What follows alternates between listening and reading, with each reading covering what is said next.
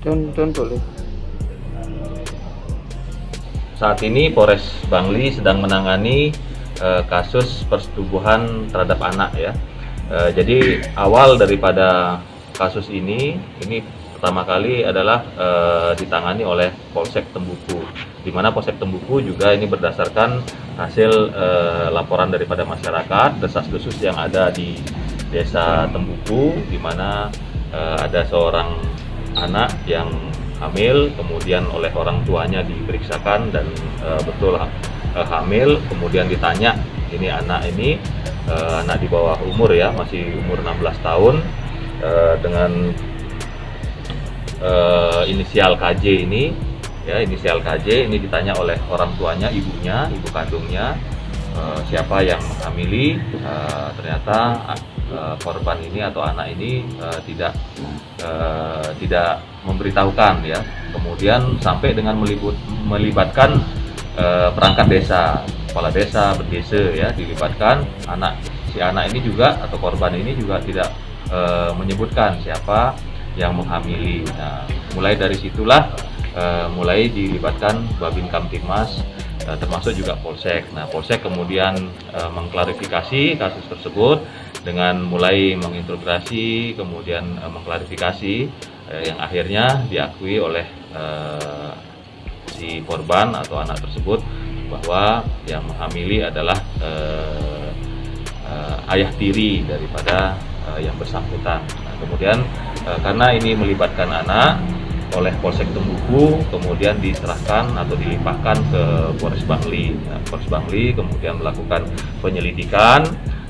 Setelah dilakukan penyelidikan selama 1 hari, kemudian kita bisa menetapkan tersangka MW sebagai tersangka pelaku persetubuhan terhadap anak.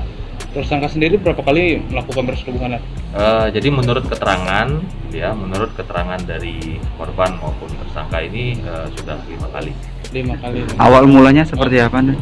Jadi ya awal mulanya karena memang mungkin ya ini tinggal satu rumah ya. Tersangka ini kan perlu disampaikan juga bahwa tersangka ini kan juga merupakan paman kandung daripada anak ini ya. Jadi tersangka merupakan kakak dari suami terdahulu dari ibu kandung korban KJ ini ya. Jadi sejak umur 5 tahun sudah berada di satu rumah ya, sudah tinggal satu atap.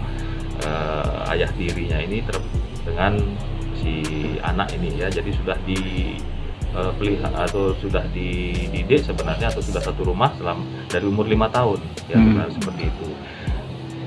Ada pemaksaan awalnya? Kalau pemaksaan mungkin tidak ya, pemaksaan tidak itu dengan bujuk rayu dan ya karena satu rumah ya. Ya. Awalnya diketahui apa alasan tersangka ini ditubuhi keponakannya? Ya, saya rasa untuk alasan pribadi, tentu alasan ya. Alasan pribadi. Profesi tersangka ini adalah tukang las. Awalnya diketahui kehamilannya itu dari kapan sih, Neng? Nah, ini diketahui ini mulai 1 bulan terakhir ini ya.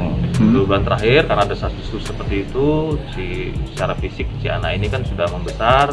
Nah, di desa itu akhirnya diperiksakan oleh orang tuanya, ibunya ke puskesmas dan disampaikan sudah hamil seperti itu. Disangkakan pasal berapa ini lah? Ya. Disangkaan pasal berapa? Jadi untuk tersangka ini kita kenakan Undang-Undang Nomor 35 Tahun 2014 tentang Perlindungan Anak ya, pasal 81 ya, pasal 81 ayat 3 itu tentang tentang penyetubuhan anak terhadap penyetubuhan terhadap anak.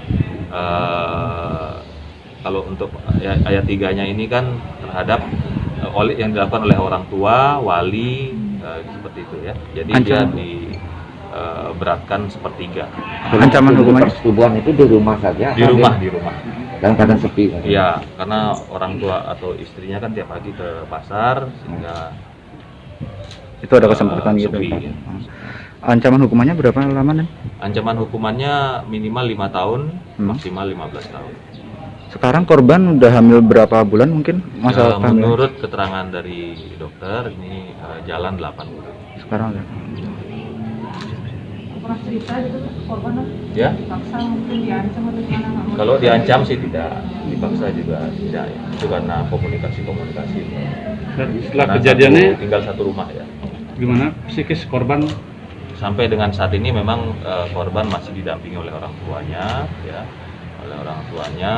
sambil ada pendampingan dari kita juga berkoordinasi ya dengan LSM untuk ikut mendampingi si anak.